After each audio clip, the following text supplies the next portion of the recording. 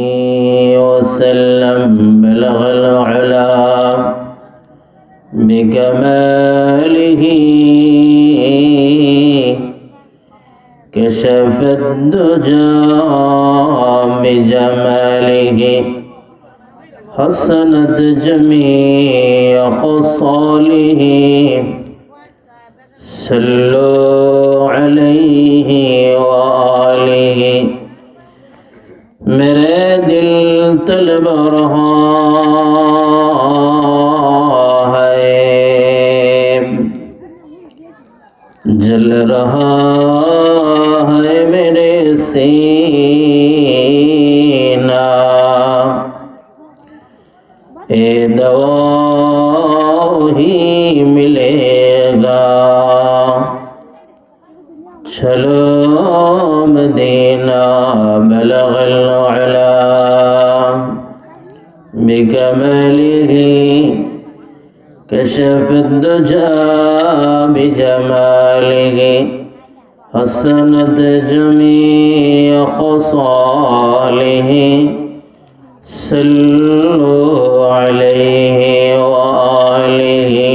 ला इलाहा इल्लल्लाह, ला इलाहा इल्लल्लाह, ला इलाहा इल्लल्लाह, ला इलाहा इल्लल्लाह, ला इलाहा।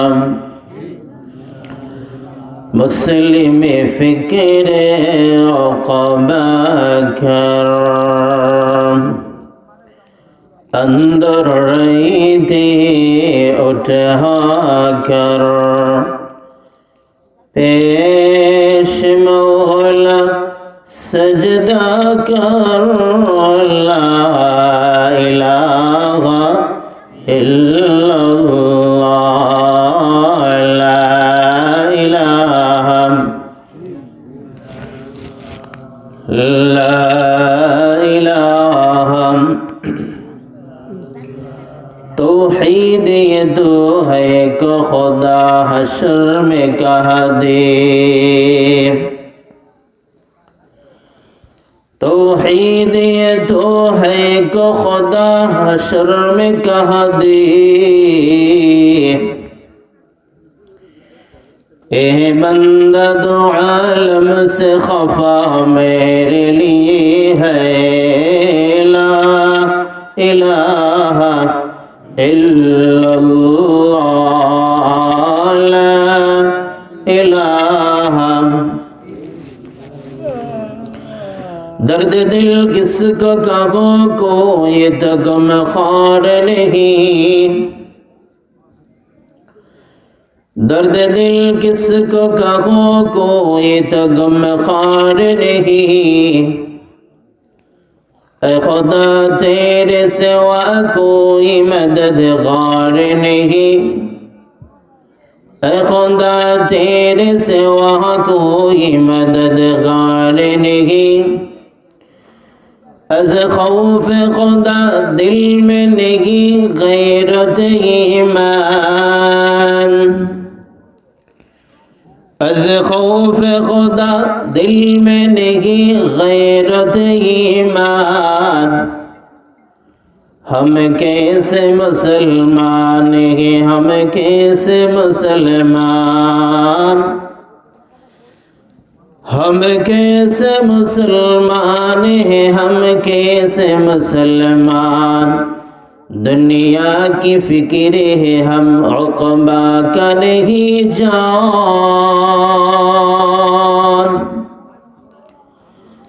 दुनिया के हमें फिक्र है उक़बा का नहीं जान। हम कैसे मुसलमान हैं, हम कैसे मुसलमान, हम कैसे मुसलमान हैं, हम कैसे मुसलमान।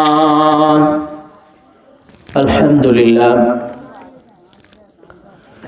नूरपुर नालिता कंदा और চিরুটিয়াহাটি মুন্সিবাড়ি মরহুম আব্দুল কাদির মুন্সি সাহেবের মাগফিরাত কামনায় আজকের চতুর্থ বার্ষিক ইসালে সওয়াব মাহফিল, সম্মানিত উলামায়ে কেরাম, শ্রদ্ধাভাজন মুরব্বিয়ানে ইজাম, এলাকার সমস্ত উলামায়ে কেরাম, যুবক, পর্দাতে বাড়িতে অবস্থানরত সম্মানিত মা বোন, ইসলাম প্রিয় সম্মানিত এলাকাবাসী, প্রায় অর্ধদিন থেকে এই পর্যন্ত উলামায়ে কেরামের জবান থেকে আমরা যথেষ্ট পরিমাণ আলোচনা শুনেছি।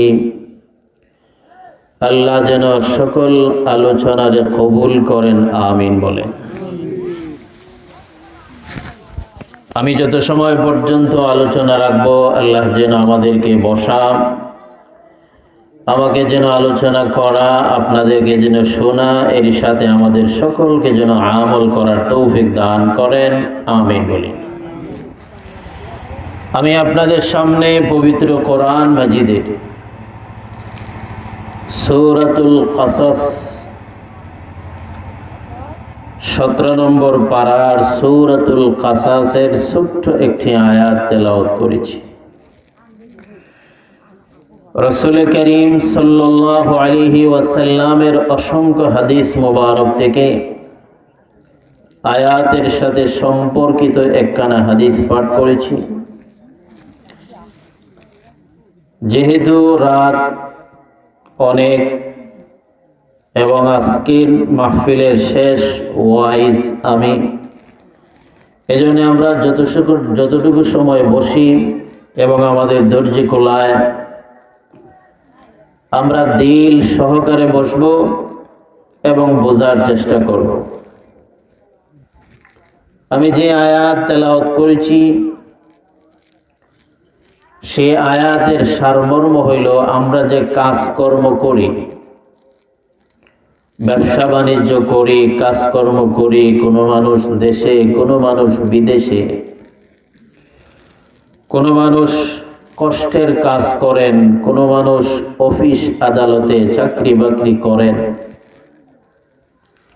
এইগুলি সম্পর্কে কিছু আলোচনা করার চেষ্টা করব ইনশাআল্লাহ। হযরত মূসা আলাইহিস সালাতু ওয়াস সালাম জন্ম নেওয়ার 18 বছরের সময় আমরা জানি উনি ফেরাউনের ঘরে লালিত পালিত হয়েছিলেন। 18 বছর পরে হঠাৎ করে একটা ঘটনা ঘটল, যার কারণে মূসা আলাইহিস সালাম জন্মস্থান ছাড়িয়া হিজরত করিয়া বহু দূরে যাইতে লাগলেন। যাইতে যাইতে যাইতে এমন জায়গায় গেলেন, বর্তমান বিশ্বের মানচিত্র হলো মিশর থেকে সিরিয়া প্রায় 3 থেকে 3500 কিলোমিটার দূর। পায়ে হাইটা গেলেন। সিলেট থেকে চিটাগাং চট্টগ্রামের দূরত্ব মাত্র 300 কিলোমিটার। হাইটা যেতে পারবেন? ওই জায়গায় 3000 কিলোমিটার জায়গা হযরত মূসা আলাইহিস সালাম হাইটা গেলেন, প্রাণের ভয়ে, গ্রেফতারের ভয়ে। যেই জায়গায় গেছেন এই জায়গার নাম হলো মাদায়েন, বর্তমান সিরিয়া। বড় একটা গাছের নিচে বসলেন, চতুর্দিকে মরুভূমি। অনুমানিক আসরের আগ টাইম হবে। এই সময় তো আসর ছিল না, তবে বর্তমান সময়ে আসরের আগ টাইম হবে। যুবতী 2 জন মেয়ে, 2 জন যুবতী সুন্দরী নারী, ওড়না টোড়না আছে, শরীরে জামা আছে, দেখতে মনে হয় ভদ্র মহিলা। দুজন কিছু ছাগল, কিছু বেড়া, দুম্বা, অনেক সদস্য হবে, এইগুলো নিয়ে তারা গাছের নিচে আসতেছে। মূসা আলাইহিস সালাতু ওয়াস সালাম একদিকে বসা, আর এই দুই যুবতী নারীরা আরেক দিকে বসলেন। একজন আরেকজনকে বলেন, আফা, এই যুবকটা অপরিচিত মনে হয়, আবার শরীরের স্বাস্থ্য ভালো, সুন্দর, অত্র এলাকায় তো কোনো মানুষ এমন নয়, মানুষ নাকি জিন্নাত আমাদের সন্দেহ লাগতেছে। মূসা আলাইহিস সালাতু ওয়াস সালাম যেহেতু অপরিচিত দুইজন নারী, আর স্বাভাবিকভাবে একজন নারীর সামনে আপনি দীর্ঘ সময় বসলে মনে কুমন্ত্রণা আসে, নবী, কুমন্ত্রণা আসবে না স্বাভাবিক, তারপরেও বাঁচা জরুরি। জিজ্ঞাসা করলেন, আপনারা কারা, কেন আসছেন, এখানে কেন আসলেন? চতুর্দিকে কোনো বাড়ি নাই, ঘর নাই, আপনারা আসছেন কোথা থেকে? দুইজন থেকে একজন বললেন, আমাদের কোনো বাই নাই, আমরা ছাগল আমরাই রাখতে হয়। এখানে আসার কারণ হলো এই গাছের নিচে একটা কুয়া আছে, কুয়া থেকে বালতি দিয়া পানি উঠাইয়া ছাগলকে পানি পান করাইয়া আমরা যাব। মূসা আলাইহিস সালাম বললেন, তে পানি কই আর ডাকনা কই, তোমরা যাও না কেন? দুইজন থেকে একজন বললেন, ভাইজান, আমরা মহিলা মানুষ, আর কুয়ার উপরে যে ডাকনা আছে এটা অনেক বড়, পাথরের, ধরেন এটা উঠাইতে 10-12 জন মানুষ লাগে। আমরা বসার কারণ হলো আমাদের এলাকার আরো অনেক রাখাল আছেন, এরা সব মিলে তাদের উট, দুম্বা, ভেড়া, ছাগল নিয়ে যখন আসে, ওই এরা ঈশা ডাকনাটা সরাইয়া তারা পানি পান করে যাওয়ার পরে আমরা পানি পান করাই, এরপরে তারা আবার ডাকনা বন্ধ কইরা তৈয়া যায়। কোনো মুসাফির যদি ফইরা যায়, কোনো বাঘ যদি ফোরে, কোনো শ্রীগাল যদি ফোরে, তাহলে মারা যাবে। ওই ওরা আসার জন্য আমরা এখানে অপেক্ষা করতেছি। মূসা আলাইহিস সালাম বললেন, ডাকনা কোন জায়গায়? দুই মেয়ে দেখায় দিলেন, ওই জায়গায় ডাকনা। তো মূসা আলাইহিস সালাম বললেন, আমি যদি ডাকনাটা উঠাইয়া দিতাম পারি, আপনাদের কোনো অসুবিধা নেই তো?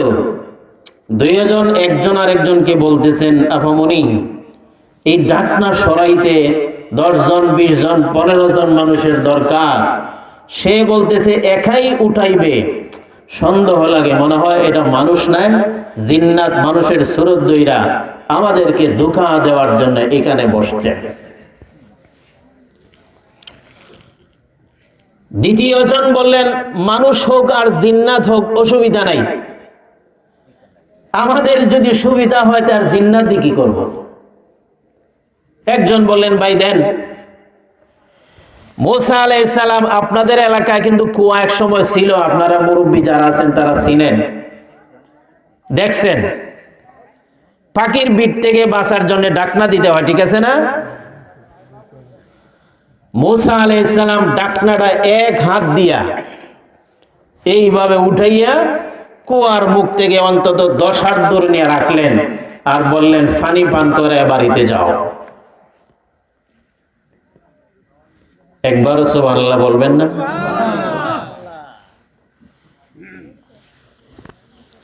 ফাইলিং করে না? ফাইলিং, বিল্ডিং করার জন্য ফাইলিং করে না? ফাইলিং করতে গিয়া যেই হ্যামার মারে, একজনে উঠাইতে পারবেন এটা? যদি একজনে উঠায় তো আপনি কি বলবেন? এটা মনে হয় পয়লোয়ান, আমাদের এলাকার বীর পয়লোয়ান। দুজন পানি পান করায়া তাড়াতাড়ি বাড়িতে গেলেন। যাওয়ার পরে দুজনের বাবা বললেন, আজকে তো তাড়াতাড়ি আসার কারণ? বড়জন বলেন, আব্বা, একটা যুবক মানুষ কোথা থেকে জানি আসছে, তবে মানুষটার চেহারা সুরতে প্রমাণ হয় ভদ্র মানুষ। সে আমাদেরকে সাহায্য করছে, এই জন্য তাড়াতাড়ি আসছি। এদের বাবা দুইজনকে আবার ফাটাইলেন, যেই যুবকে তোমাদেরকে সাহায্য করছে যুবকটারে আবার আমার বাড়িতে নিয়ে আসো। দুইজন গেলেন, গিয়া দেখলেন মুসা আলাইহিস সালাম 18 বছরের নওজোয়ান যুবক এই জায়গায় বসা, চতুর্দিকে বাড়িরাই গন্যায়, যাবেন কোন জায়গায়, মুসাফির মানুষ। একজন গিয়া বললেন, ভাইজান আমাদের আব্বা আপনাকে দাওয়াত দিয়েছেন, আমাদের বাড়িতে আপনি আসেন। মুসা আলাইহিস সালাম বললেন, চলেন, তবে তোমরা পিছনে যাও আর আমাকে সামনে দাও। রাস্তা যদি ডানে বামে বাঁকা আঁকা বাঁকা হয়, ডান দিকে বাঁকা হইলে ডান দিকে ছোট্ট একটা ডিল মারবা, আর বাম দিকে যদি আঁকা বাঁকা হয় তো আরেকটা ডিল মারবা, বুঝাইবা রাস্তা ডান দিকে রাস্তা বাম দিকে, কথা বলবা না রাস্তা ডান দিকে বাম দিকে, এটা কথা বলবা না। কথা বললেই অসুবিধা। তোমরাও যুবতী, আমিও যুবক, যদিও আমি ভালো, শয়তান তো আর ভালো না, কি বলেন? দুজন গেলেন, মুসা আলাইহিস সালাতু ওয়াস সালাম এই দুজনের আগে দিয়া, দুজন পিছনে। যাইতে যাইতে সিরিয়ার গ্রাম্য এলাকায় মাদাইন, এই জায়গায় গিয়া এদের বাড়িতে গেলেন। দুই মহিলার যে বাবা, ওনার নাম শুআইব আলাইহিস সালাম। মুসা আলাইহিস সালামের চেহারা দেখি বুঝে ফেললেন এই যুবকটা অদূর ভবিষ্যতে আমার মতো আরেকজন নবী হবে। দুই বোনের একজন বড়জনের নাম সাফুরা। যেহেতু উনি বড়, উনি বাবার সাথে কথা বলতেছেন। উনি বাবাকে কি বললেন, আমি যে আয়াতটা তেলাওয়াত করেছি, আল্লাহ বলেন, قالت إحداهما, দুইজন থেকে একজন বললেন, বাবা ইস্তাজিরহু, এই ছেলেটাকে আমাদের ঘরের কামলা রেখে দাও। এই ছেলেটাকে আমাদের ঘরের কর্মচারী রেখে দাও। ওই মেয়েটা বললেন, বাবা গো, যে কোনো মানুষ কর্মচারী হওয়ার জন্য দুইটা গুণ তার জন্য জরুরি। একটা গুণ হলো গায়ে শক্তি থাকতে হবে, দুই নম্বর শর্ত হলো আমানতদারি থাকতে হবে। আপনি যদি আপনার দোকানে কর্মচারী রাখেন, কর্মচারীর যোগ্যতা আছে, শিক্ষিত, শক্তি আছে, তো সারাদিনে বিক্রি হয় 2000, আসরের পর ক্যাশ বাহির করে হিসাব করে দেখেন 1200 হয়েছে। এমন কর্মচারী রাখলে আপনার লাভ হবে না লস? দেউলিয়া হইতে সময় লাগবে নি? সাফুরা বললেন, বাবা এই ছেলেটার যে কোনো মানুষ কর্মচারী নিয়োগ দেওয়ার আগে শর্ত দুইটা। এক নম্বর হলো যাহাকে আপনি কর্মচারী নিয়োগ দিবেন তার গায়ে যেন ক্ষমতা থাকে, মানে সে যেন শক্তিশালী হয়। এই শক্তিশালী হওয়ার ব্যাখ্যা হলো গায়ে শক্তি থাকতে হবে, মাথায় বুদ্ধি থাকতে হবে। আবার বুদাই মার্কা কর্মচারী যদি আপনার দোকানে রাখেন, এই কর্মচারী দিয়ে আপনার দোকান চলবে? আপনারা কি বলেন? দুই নম্বর হলো আমানতদারি লাগবে। এই মেয়েটার দুইটা কথা বলার কারণে রব্বুল আলামিনের দরবারে এত ভালো লেগেছে। একজন নারী, একটা মহিলা, দুটি কথা এত ভালো লেগেছে। আমার আল্লাহ তাআলা, আমার নবী, আখিরি নবী, আপনি আমাদের পয়গম্বর, কলিজার টুকরা নবী, নবী মুহাম্মদকে রব্বুল আলামিন জানায় দিলেন, ও আমার হাবিব, কর্মচারী নিয়োগ দেওয়ার আগে দুইটা শর্ত দেখবা, এই দুইটা শর্ত ওই মহিলা যা বলেছিল হুবহু শব্দ দিয়া মহান আল্লাহ তাআলা পবিত্র কোরআনের আয়াত নাজিল করেছে।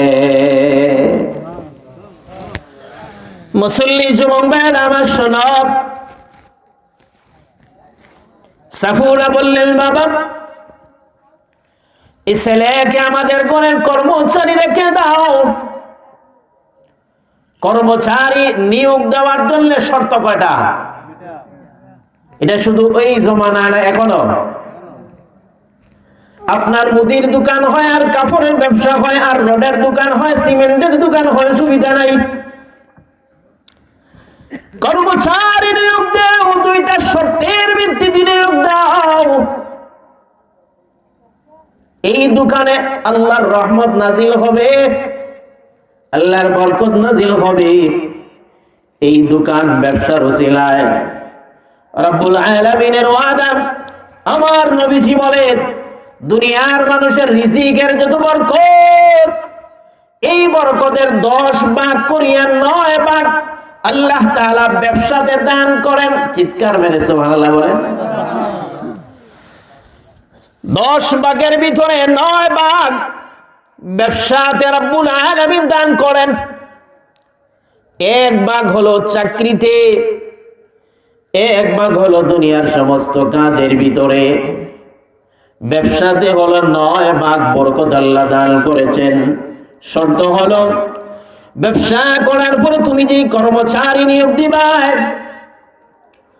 তুমি যেই কর্মসংস্থান তৈরি করলে কাজের জন্য, গরিবের জন্য, এই গরিব যদি দুইটা শর্ত অর্জন না করে, আল্লাহ তাআলার বিধান হলো এমন গরিবের রিজিক ওই দুনিয়ার মধ্যে নাই। আনা খায়া মরলে আল্লাহ তাআলার কোনো অসুবিধা নাই। গরিব হইয়া যদি মারা যায় অসুবিধা নাই। সারা দিন কষ্ট করে বিকাল বেলা বাসায় আসলো দুনো হাত খালি, পকেট খালি, অসুবিধা নাই। আল্লাহ তাআলা বলেন আমার কোনো পরোয়া নাই। কিন্তু গরিব দুইটা গুণ যদি অর্জন করতে পারে, 1 নম্বর গুণ হলো তার গায়ে যদি শক্তি অর্জন হয়, 2 নম্বর গুণ সে যদি আমানতদার হয়, যত গরিব হয় না কেন, সে একটা ছোট্ট দোকানের কর্মচারী যদিও হয়, সময় যাইতে যাইতে যাইতে এমন একটা সময় চলে আসবে মহান আল্লাহ তাআলা এই ব্যক্তিকে দুনিয়ার সম্পদ দিয়া ধনী লোক বানায়া দিবেন। নবীজির একজন সাহাবীর নাম সাআদ রাদিয়াল্লাহু তাআলা আনহু জোহরের নামাজ পড়িয়া, আল্লাহর নবীজি জোহরের নামাজ পড়িয়া মসজিদ থেকে বাহির হলেন। সাহাবায়ে কেরাম মসজিদের লাইন ধরছেন, নবীজির সাথে মুসাফা করবেন। আমাদের এলাকায় যদি বড় কোনো আলেম আসেন, আমরা চেষ্টা করি মুসাফা করার জন্য। আল্লাহর নবীজি বলেছেন, কোন মুসলমান যদি মুসাফা করে সগীরা গুনাহ মাফ হয়। আর বড় আলেমের সাথে যদি মুসাফা করা হয়, আর যদি সে নেক নিয়তে আলিমের চেহারার দিকে তাকায় মুসাফা করে, আল্লাহ তাআলা ওই বান্দার সারা জিন্দেগীর সকল সগীরা গুনাহ মাফ করে দেন। সুবহানাল্লাহ বলবেন। নবীজি নামাজ পড়া মসজিদে নববীতে জোহরের নামাজ, নবীজি বাহির হইতেছেন।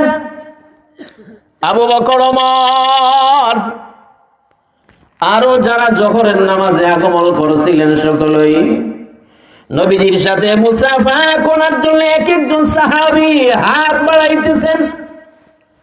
আল্লাহর নবীজি মুসাফা করে করে, সাহাবায়ে কেরামের নিয়ত কেন ভিন্ন?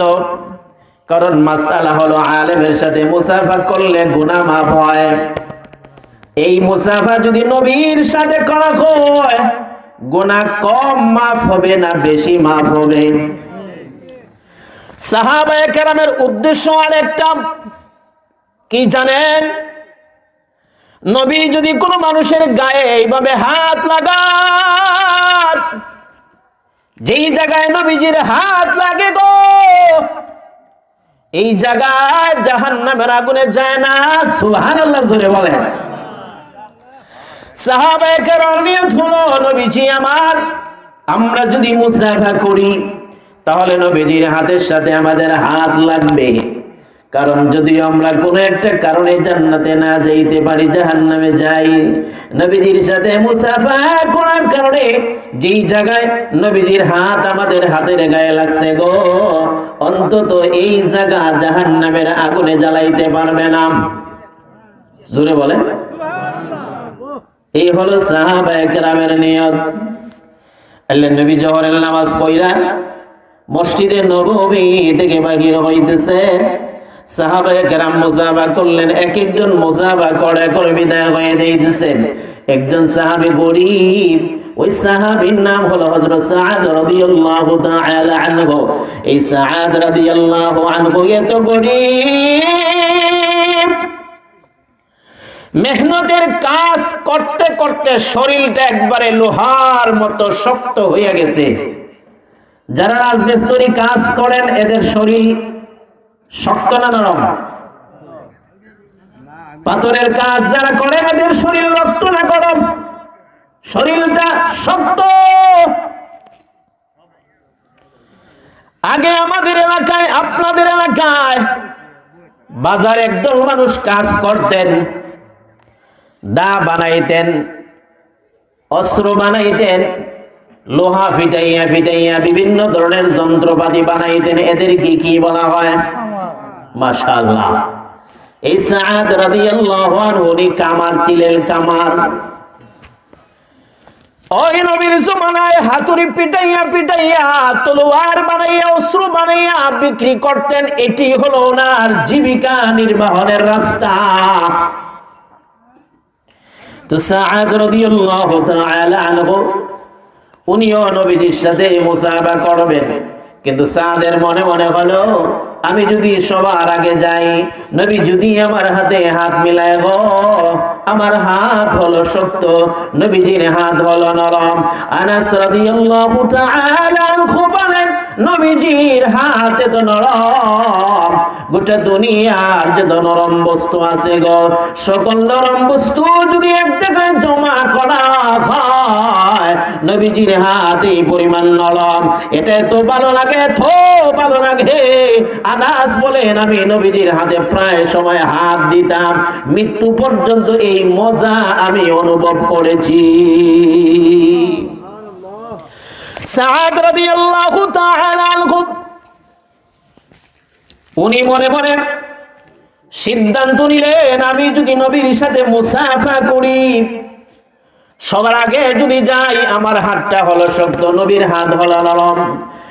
নবী যদি মুসাফা কইরা সামান্য পরিমাণ জাতা দেন, সিপা দেন, অথবা শক্তভাবে ধরেন, তাহলে আমার শক্ত হাতের কারণে নবীজির কষ্ট হয়ে যাবে। এই জন্য আমি যদি মুসাফা করি, সকলের আগে আমি মুসাফা করব না, আমি এমন টাইমে মুসাফা করব গো, সকল সাহাবী মুসাফা কইরা চলে যাওয়ার পরে আমি ওই সময় মুসাফা করব। আল্লাহর নবীর হাতের সাথে হাত মাত্র লাগাইয়া তাড়াতাড়ি আমার হাতটা বাহির করে নিয়ে আসবো, যেন নবীজির কষ্ট না হয়। আবার নবীর হাতের সাথে আমার হাত লেগে গেলে আমার মকসুদ যেহেতু অচল হয়ে যাবে গো। এই জন্য এত দেরি করার কোনো দরকার নাই। কিন্তু নবীজি বড় বিচক্ষণ মানুষ, আমার পয়গম্বর নিজেই বলেন, উতিতু ইলমাল আউয়ালিন ওয়াল আখিরিন। ও দুনিয়ার মানুষ, যতই চালাকি করো না কেন, যতই বুদ্ধিজীবী দাবি করো না কেন, নবীর সামনে সবগুলি অকেজ। আল্লাহ নবীর সামনে যাওয়ার পরে দুনিয়ার সকল বুদ্ধিজীবী ডেমিস হয়ে যায়, বুদ্ধির কোনো দাম থাকে না, পরোয়া থাকে না। আল্লাহর পয়গম্বর হযরত সাআদের ভিতরের খবরটা বুঝে ফেললেন। কিভাবে বুঝলেন? আল্লাহ তাআলা নিজেই জানেন। আমার পয়গম্বর বলেন, আমার পিছনে আমার সামনে 1 মাসের রাস্তা পরিমাণ যত দূরত্ব আছে, এই 1 মাসের রাস্তা পরিমাণ মানুষ যেইভাবে সিসি ক্যামেরা দিয়া দেখতে পারে, মানুষ যেইভাবে দূরবীন লাগায়া দেখতে পারে, মানুষ যেইভাবে ভালো ভালো ওই দূর ক্যামেরা দিয়া দেখতে পারে, আল্লাহ তাআলা আমাকে এমন একটা ক্ষমতা দান করেছেন, যুদ্ধের ময়দানে যাওয়ার পরে 1 মাস মাসের রাস্তার দূরত্ব যেই পরিমাণ আছে, আমি পয়গম্বর জায়গায় বৈশা বৈশা ড্রোন ক্যামেরার মতো দেখতে পারি। সাদ রাদিয়াল্লাহু আনহুর মনে মনে এটি, আমি পিছনে মুসাফা করব, নবীজির কষ্ট হবে না, আমার মকসুদ অর্জন হয়ে যাবে। যেই মাত্র সাদ রাদিয়াল্লাহু আনহু মুসাফা করলেন, নবীজি বুঝে ফেললেন সাদ রাদিয়াল্লাহু আনহু যেই মাত্র হাতটা বাহির করবেন, নবীজি চাপ মাইরা ধরে ফেললেন। সাদ তো আর হাত নিতে পারতেছেন না। সাদ নিজে বুঝে ফেলেছেন আমি নবীর কাছে ধরা খেয়ে গেলাম। আল্লাহ নবী হাতটা ধরিয়া শুধু এইভাবে ধরছেন না রে যুবক, নবীজি সাদের হাত টানতেছেন, সাদ হাতটা লম্বা লম্বা করতেছেন। আল্লাহ নবী টানতে টানতে সাদের হাত নবীজির একবারে মুখ পর্যন্ত নিয়ে গেলেন। নিয়ে যাওয়ার পরে এই জায়গায় রাখেন নাই, নবীজি হযরত সাদ এই কামার গরিব সাহাবীর হাত ধইরা, শক্ত হাত ধইরা ধইরা আল্লাহর নবী এই হাতে নবীজির জবান দিয়া, নবীজির ঠোঁট মোবারক লাগাইয়া হযরত সাদের হাতে এইভাবে আল্লাহর পয়গম্বর একটা মায়া দিলে। আর জোরে বলেন। যেই মাত্র পয়গম্বর সাদের হাতে মায়া দিছে, হযরত উমর, আবু বকর, উসমান, আলী আর অনেক সাহাবী চতুর্দিকে বসা, সবাই তো নবীর সাথে মুসাফা করলেন। আল্লাহর পয়গম্বর কারো হাত ধরছেন না, মায়া দিবেন দূরের কথা, এইভাবে শক্তভাবে ধরছেন না। আল্লাহর নবী মায়া দেওয়ার পরে জিজ্ঞাসা করলেন, সাদ তোমার হাত এত শক্ত, তার কারণটা কি? কেন তোমার হাত এত শক্ত? সাদ বললেন, নবী আমি গরিব মানুষ, কামারের কাজ করি, সারাদিন হাতুড়ি পিটাইয়া পিটাইয়া আমার হাত শক্ত হয়ে গেছে গো পয়গম্বর। আল্লাহর নবী সুমা দিয়া বললেন, ও সাদ সুসংবাদ গ্রহণ করো, আমি পয়গম্বর সুসংবাদ দিলাম হালাল রুজি অর্জন করার জন্য, বাচ্চা কাচ্চা লালন পালন করার জন্য, ফ্যামিলি পালন করার জন্য। যেই মানুষ মাথার গাম পায়ে পড়ে সারা শরীর শক্ত হয়ে যায়, ওই শরীরকে আল্লাহ কখনো জাহান্নামের আগুন দিয়া জ্বালাইতে পারে না। জোরে সুবহানাল্লাহ, জোরে সুবহানাল্লাহ, আরো জোরে বলেন সুবহানাল্লাহ। আবু বকর বললেন, ও পয়গম্বর এটা কি সাদের জন্য নাকি আমাদের জন্য? আল্লাহর নবী জানায় দিলেন, শোনো ওরে আবু বকর, শুনে রাখো, ওমর শুনে রাখো, যেই ব্যক্তি হালাল রুজি অর্জন করার জন্য শরীর শক্ত হয়ে যায়, মাথার গাম পায়ে পড়ে, এরপরে মেহনত করতে করতে পাগল পাড়া হয়ে যায়, আল্লাহ তাআলা আমার উম্মতের ওই সমস্ত গরিবের জন্য এমন একটা সুসংবাদ রাখছেন, এই মেহনত কইরা যদি শরীরটা শক্ত হয়, আল্লাহ তাআলা ওই শক্ত শরীরটাকে জাহান্নামের আযাব থেকে মুক্তি দান করবে।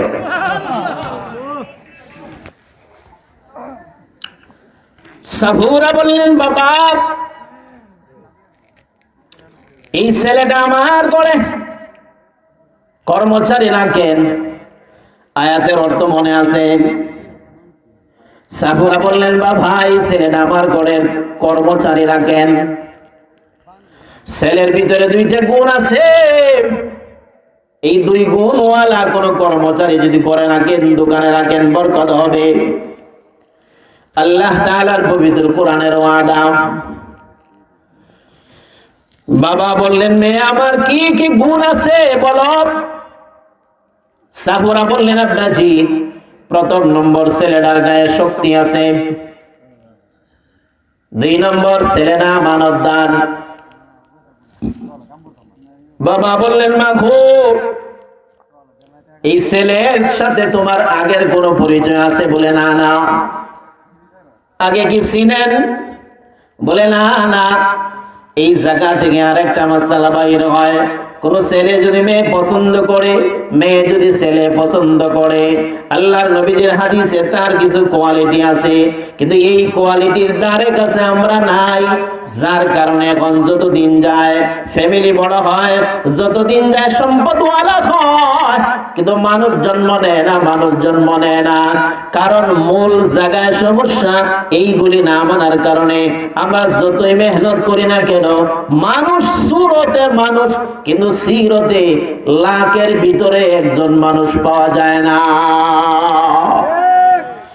সাফুরা বললেন, বাবা এই যুবকের ভিতরে দুইটা গুণ আছে গো। প্রথম নম্বরে এই যুবকের গায়ে শক্তি আছে, 2 নম্বরে এই যুবক আমানতদার। বাবা বললেন, মেয়ে আমার এই ছেলেটাকে তুমি আগ থেকে চিনো? না না। ছেলের বাড়ি চিনো?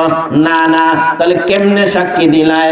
ছেলের গায়ে শক্তি আছে, 2 নম্বর ছেলেটা আমানতদার, কিভাবে সাক্ষী দিলায়? এই যুবক ভাইরা শোনো, আমি ভালো না মন্দ হঠাৎ করে সাক্ষী দিতে পারবেন না। আমার সাথে যদি আপনার 20 বছরের লেনদেনের সম্পর্ক হয়, আদান প্রদানের সম্পর্ক হয়, চলাফেরা একই রাস্তা দিয়ে হয়, এরপরে যদি আপনি বলেন এই লোকটা ভালো, আমার নবীজি সাল্লাল্লাহু আলাইহি ওয়াসাল্লাম বলেন, কোন উম্মত যদি মারা যায়, মৃত্যুবরণ করে, যে কোনো এলাকার হয় না কেন, মারা যাওয়ার পরে 2 জন মানুষ যদি অন্তর দিয়ে সাক্ষী দেয়, এই মানুষটা ভালো ছিল, অন্তর দিয়ে সাক্ষী দিলাম, কারণ নিজের চোখে দেখেছি সারা জিন্দেগি লোকটা ভালো ছিল। মাত্র 2 জন যদি সাক্ষী দেয়, এই মানুষটা যতই বড় গুনাহগার হয় না কেন।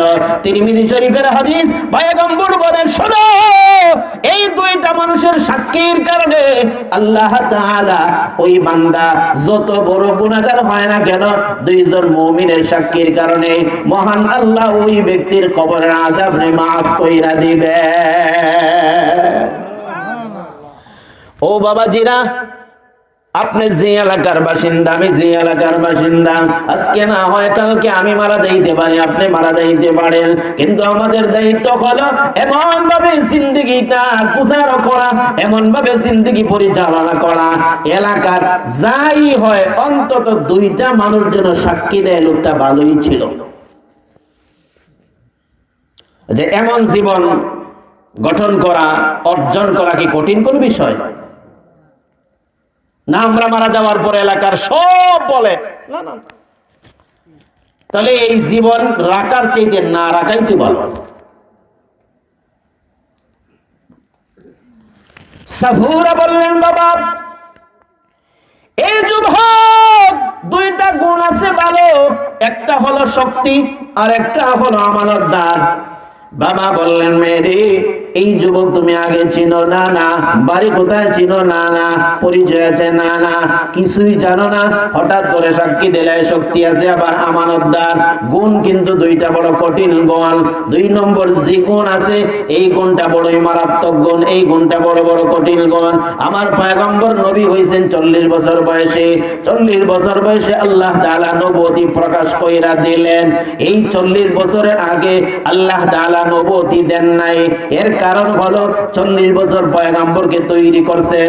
পয়গম্বরের চরিত্র কেমন, পয়গম্বরের আদান প্রদান কেমন, পয়গম্বরের আখলাক কেমন, পয়গম্বরের চলাফেরা কেমন, বিবির সাথে সম্পর্ক কেমন, ভাই ভাইয়ের সাথে সম্পর্ক কেমন, চাচার সাথে সম্পর্ক কেমন, দাদার সাথে সম্পর্ক কেমন, সবগুলি তৈরি করার পরে দুনিয়ার সব মানুষ যখন সাক্ষী দিল, মুহাম্মদ আমাদের ভিতরে চরিত্রের মধ্যে সবার চাইতে ভালো, লেনদেনের মধ্যে সবার চাইতে ভালো, আত্মীয় স্বজনের বন্ধন রক্ষা করার বেলায় মুহাম্মদ আমাদের মধ্যে সবচাইতে ভালো। অর্থাৎ মক্কাওয়ালারা যখন সাক্ষী দিল, মুহাম্মদের মতো ভালো মানুষ এই দুনিয়াতে হইতেই পারে না। সাক্ষী দেওয়া যখন শেষ, আমার আল্লাহ জানায় দিলেন, এই মানুষটাই তো নবী হওয়ার যোগ্য। এই তোমাদের সাক্ষীর ভিত্তিতেই আমি আল্লাহ আমার হাবিবকে নবী বানাইয়া দুনিয়াতে পাঠাইলাম। 2টা গুণ, একটা শক্তি আর একটা আমানতদারি। বাবা বললেন, মারে জানো না, চিনো না, দেশ কোথায়, কোনো কিছুই জানো না, আগেও দেখা হয় নাই, জীবনে মাত্র দেখা হয়েছে 2 বার। কেমনে সাক্ষী দিলে 2টা গুণ আছে? সাফুরা কি পরিমাণ পারদর্শী আর কি পরিমাণ তীক্ষ্ণ বুদ্ধিওয়ালা, কি পরিমাণ মেধাবী, সুবহানাল্লাহ।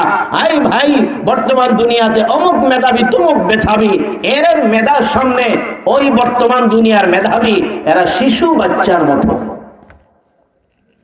সাফুরার 2 কথায় গোটা দুনিয়ার সমস্ত দেশের শ্রমিক নিয়ন্ত্রণ আইন যা আছে, গোটা দুনিয়ার সমস্ত শ্রমিক ফেডারেশন চলতেছে সাফুরা একটা মেয়ের মাত্র 2 কথাকে ভিত্তি কইরা।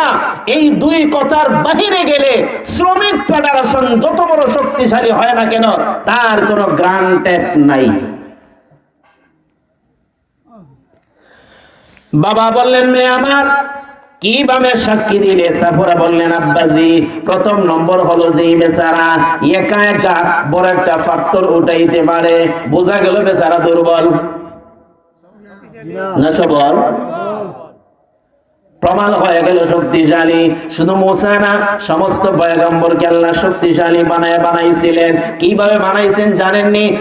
একজন নবীকে আল্লাহ বেহেশতি 40 জন পুরুষের ক্ষমতা দিছিলেন। আর বেহেশতি একজন পুরুষ হবে দুনিয়ার 100 মানুষের সমান। তাহলে একজন নবীর গায়ে আল্লাহ 4000, 100 পূরণ 40 দিলে কত হয়? 6000। আপনি আমার মতো 4000 পুরুষের ক্ষমতা একজন নবীকে আল্লাহ দান করছিলেন।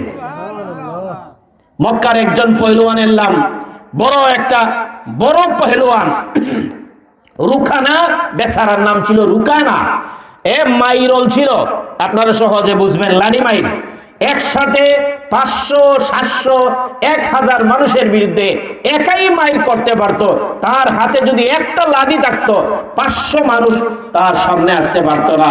আল্লাহ নবী তারে সরাসরি দাওয়াত দিলেন, ইসলাম গ্রহণ করেন। রুকানা বললেন, মোহাম্মদ সাহস তো কম না, আমি একজন বীর পহলওয়ান, এত বড় শক্তি, তুমি আমাকে বলতেছো তোমার ধর্মে আমি যাব? নিয়ম তো হইল তুমি আমার ধর্মে আসতায়, আর আমার ধর্মে আসলে ডরাইয়া কোনো মানুষ তোমাকে ক্ষতি করবে না, তো তুমিও বলো তুমি আসবা, আমাকে দাওয়াত দিলা কিসের ভিত্তিতে? আল্লাহ নবী বলেন, শক্তির ভিত্তিতে যদি নবী হওয়া যায় তাহলে তোমার সাথে আমি কুস্তি লড়বো, রাজি আছেন? রুকানা এই কথা শুনে ঘাবড়ে গেছে। সে বলে, আরে কি, আজ পর্যন্ত কোনো মায়ের ফুতের ক্ষমতা নাই, আমার সাথে কথা বলবে, আর মোহাম্মদ বলতেছে আমার সাথে লড়বে, এই মানুষটা কি? এখন রুকানার মনে মনে আছে শয়তানি বুদ্ধি, রাস্তার মধ্যে 2 জন যদি মারামারি করি, মোহাম্মদ যদি হারেও তাহলে কোনো সাক্ষী নাই, আমিও যদি হারি তারপরও কোনো সাক্ষী নাই, এক কাজ করি, মক্কার মধ্যে যাই, চতুর্দিকে 1000 মানুষ থাকবে, আর আমি যদি মোহাম্মদকে হারাইতে পারি তাহলে মোহাম্মদের নবুয়তি বন্ধ হবে। বললেন, আজকে না ভাই, আগামী সোমবার মক্কার সামনে সমস্ত মানুষ থাকবে। আল্লাহ রাসূল বলেন, অসুবিধা নাই। রুকানা সোমবারে আসলেন, নবীজিও সোমবারে গেলেন। নবীজি একদম অপ্রস্তুত অবস্থায়, যেইভাবে ঘর থেকে বাহির হন ঠিক তেমনি ভাবে, কিন্তু রুকানা এই জমানার খেলাধুলার জন্য, মাইর করার জন্য যে ইউনিফর্ম ছিল, পোশাক ছিল, সবগুলি লাগাইয়া টাগাইয়া আসছেন। আল্লাহ নবী আসছেন একবারে স্বাভাবিকভাবে। রুকানা বললেন, তাহলে দাওয়াত দেওয়ার সিস্টেম হলো কুস্তি।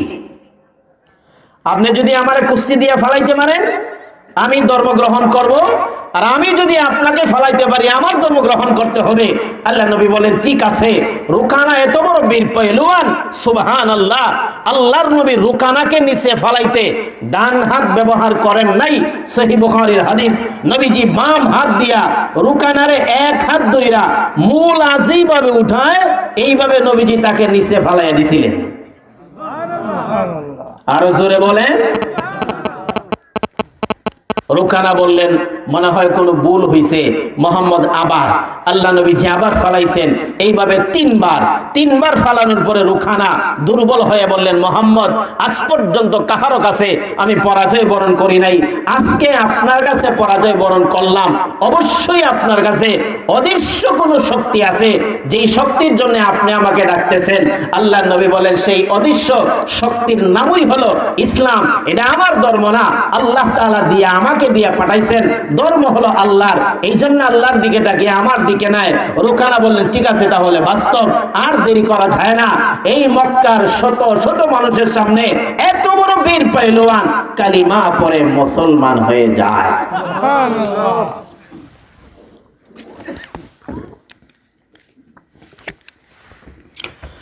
সাফরা বললেন, আব্বাজি এই যুবকের ক্ষমতা আছে অনেক, কারণ যে যুবক বড় একটা পাত্র উঠাইতে গিয়া একা একা উঠায় ফেলে, বোঝা গেল দুর্বল নয়, শক্তিশালী। বাবা বললেন, মেরে আমার মা, এই ছেলেটা যে আমানতদার, এটা তুমি কি কেমন করে বুঝলে?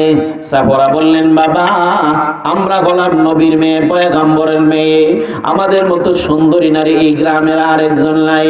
বড় লোকের মেয়ে একদম কালা হইল সুন্দর হয়, গরিব লোকের মেয়ে সুন্দর হইল কালা হয়। ময়লা পড়তে পড়তে মেহনত করতে করতে কালা হয়ে যায়। এই মেহনত করতে করতে যদি কালা হয়ে যায়, এটা যদি হালাল পথে হয়, সৎ পথে হয়, পর্দাশীল হইয়া যদি হয়, আমার পয়গম্বর বলেন, এই যে মেয়েটা কালো হয়ে গেল, এই কালো হয়েটা নিজের ঘরের মেহনত করার জন্য, মা এবং বাবাকে সাহায্য করার জন্য, এলাকার কোন ছেলেকে পাগল করার জন্য নয়। পয়গম্বর বলেন, এই কালো হওয়াটা এই মেয়ের জন্য জান্নাতে যাওয়ার ওসিলা হবে। সাফরা বললেন, বাবা গো, আমরা হলাম পয়গম্বরের দুইজন মেয়ে, আমাদের মতো সুন্দরী কোন নারী এলাকায় নাই। কারণ দুনিয়ার সকল নবীকে আল্লাহ সুন্দর বানাইছেন, কোন নবী কালো ছিলেন না।